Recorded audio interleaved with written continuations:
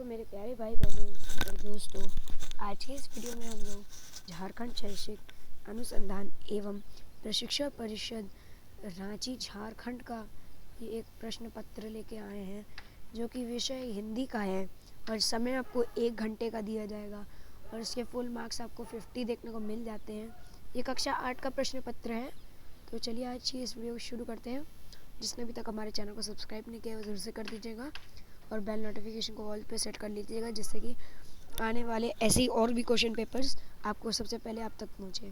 ठीक है, सबसे पहले यहाँ पे कुछ सामान्य निर्देश दिए गए हैं, जैसे कि सभी प्रश्नों के उत्तर अनिवार्य हैं। ठीक है, सभी प्रश्नों के उत्तर आपको अनिवार्य देने ही देने हैं। प्रत्येक प्रश्न के लिए 1 अंक आपको मिलेगा, मतलब कि 1 ही अंक प्रत्येक क्वेश्चन के लिए आपको देखने को मिलेगा। पर क्वेश्चन 1 नंबर आपको देखने को मिलेंगे और प्रत्येक प्रश्न के लिए 4 विकल्प दिए गए। सही विकल्प पर चयन करना होगा आपको। 4 विकल्प में से 1 को टिक करना होगा।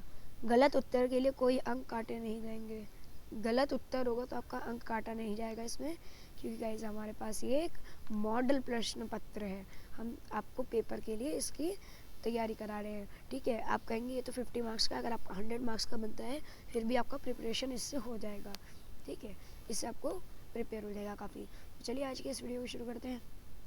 यहाँ पे पहले तो दिया गया है, निम्नलिखित गद्यांश को पढ़कर उससे दिए गए प्रश्नों का सही उत्तर का चयन कीजिए। ठीक है, तो यहाँ पे हमें दिया गया चयन करना है, तो हम सबसे पहले गद्यांश को एक बार पढ़ लेते हैं।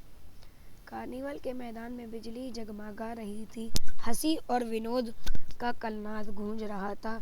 मैं खड़ा था उस छोटे फुहारे के पास, जहाँ एक लड़का चुपचाप शरबत पीने वालों को देख रहा था। उसके गले में फटे कुर्ते के ऊपर से एक मोटी सी सूत की रस्सी पड़ी थी और जेब में कुछ ताश के पत्ते थे। उसके मुंह पर गंभीर विषाद के साथ धैर्य की रेखा थी। मैं उसकी ओर ना जाने क्यों आकर्षित हुआ। तो ये पैराग्राफ हमें दिया गया है, अब इससे हमें आंसर देना है। ठीक है, अब पहला प्रश्न क्या पूछा गया है देखते हैं। पहला प्रश्न पूछा गया, कार्निवल के मैदान में क्या जगमगा रही थी। हमने अभी पढ़ा ऊपर पैराग्राफ में, कार्निवल के मैदान में बिजली जगमगा रही थी, है ना, बिजली जगमगा रही थी। तो इसका सही ऑप्शन होगा ऑप्शन नंबर ए, बिजली। ठीक है, ऑप्शन नंबर ए, बिजली। आप इसको नोट भी कर सकते हैं जो आपको इम्पोर्टेंट लगे क्वेश्चन। दूसरा है, कार्निवल के मैदान में लेखक कहाँ खड़ा था। अब देखिए यहीं पे आपको देखने को मिल जाएगा, 1 सेकेंड मैं थोड़ा सा इंक चेंज कर लूँ। ओके, अब यहाँ पे आपको देखिए इसमें क्या लिखा था। ये आपको पैराग्राफ से ही सारी चीज़ें आपको देखने को मिलेंगी। पैराग्राफ का जो आप एक बार रीड कर लीजिए, आपको उस पर पूरा समझ आ जाएगा। ठीक है, पैराग्राफ से ही पढ़ के आंसर देना है। अगर हम एक एक बार के लिए पैराग्राफ पढ़ के आपको बताएंगे तो वीडियो बहुत लॉन्ग हो जाएगा, इसीलिए हम छोटे में बता रहे हैं। ठीक है, कार्निवल के मैदान में लेखक कहाँ खड़ा था।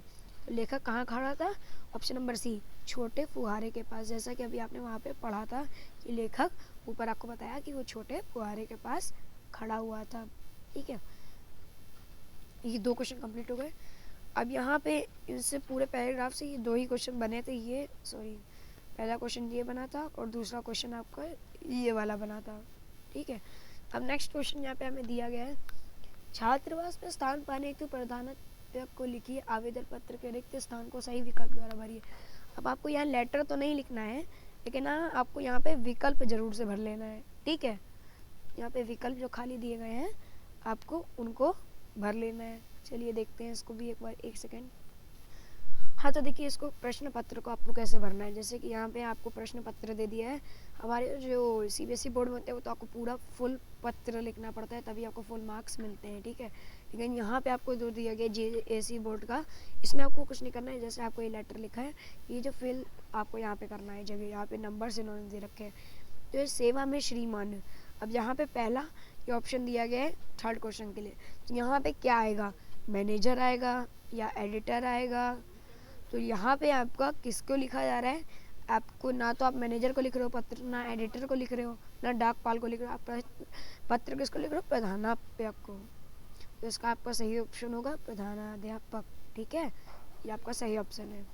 अब देखते हैं नेक्स्ट को। अब यहाँ पे दिया गया है, उच्च न्यायालय रातू रांची महाशय सविनय। जैसे कि आप लिखते हैं कोई भी पत्र, उसमें हमेशा क्या लगता है, आदेश तो दे नहीं रहे आप उससे, उन्हें ना तो आदेश दे रहे हो, तो आदेश तो ये बिल्कुल गलत ऑप्शन है, ठीक है, आदेश तो बिल्कुल नहीं है। उपेक्षा भी नहीं करते हो आप उनसे, या अपेक्षा भी नहीं, आप उनसे क्या करते हो, निवेदन करते हो। ये ऑप्शन बिल्कुल करेक्ट है आपका, फोर्थ का ए पार्ट, ठीक है। अब देखते हैं फिफ्थ का क्या बोला गया उन्होंने। फिफ्थ पार्ट पे दिया गया है, छात्र हूँ और प्रतिदिन 10 किलोमीटर दूर से विद्यालय पढ़ने के लिए आया करता हूँ, अतएव मुझे विद्यालय के डैश, अब इस जगह पे क्या आएगा पूरा पढ़ लीजिए पहले, मैं स्थान देने की कृपा करें, इसके लिए मैं सदा आपकी आभारी बना रहूँगा। तो यहाँ पे ऑप्शन दिया गया पुस्तकालय, छात्रावास, कार्यालय, अस्पताल। इसमें से क्या ऑप्शन करेक्ट होगा आपको, ठीक है। पुस्तकालय में तो आप रहोगे नहीं, अस्पताल आपका हॉस्पिटल में तो, सॉरी वो तो हॉस्पिटल हो गया आपका, स्कूल में कोई अस्पताल तो बना के आपको रखेगा नहीं, ना कार्यालय में आप रहोगे छात्रावास, जिसको हम हॉस्टल भी कह सकते हैं, ठीक है। अब हम पढ़ते हैं व्याकरण खंड की ओर। अब हम लोग देख लेते हैं व्याकरण खंड को थोड़ा सा। अब पहला दिया गया है रात तत्म शब्द क्या है, तत्सम शब्द क्या होगा, इसका तत्सम शब्द बताना है। तो पहला दिया गया है रात्रि, दूसरा है अंधकार, तीसरा है तिमिर, और डी है चौथा है मतलब अंधेरा। आपका क्वेश्चन नंबर 6 का ऑप्शन नंबर ए रात्रि सही होगा, बिल्कुल सही उत्तर है रात्रि। क्वेश्चन नंबर 7 की ओर बढ़ते हैं। सूर्य का उचित पर्यायवाची शब्द क्या होगा, सूर्य का जो उचित पर्यायवाची शब्द है वो आपको बताना है, ठीक है। दुनिया होगा, दुनिया तो नहीं होगा, दुनिया तो हम नहीं कह सकते, सदन भी नहीं होगा, नभ भी नहीं होगा, इसका सही ऑप्शन होगा भास्कर। सूर्य को हम भास्कर कह सकते, उसका पर्यायवाची शब्द होगा।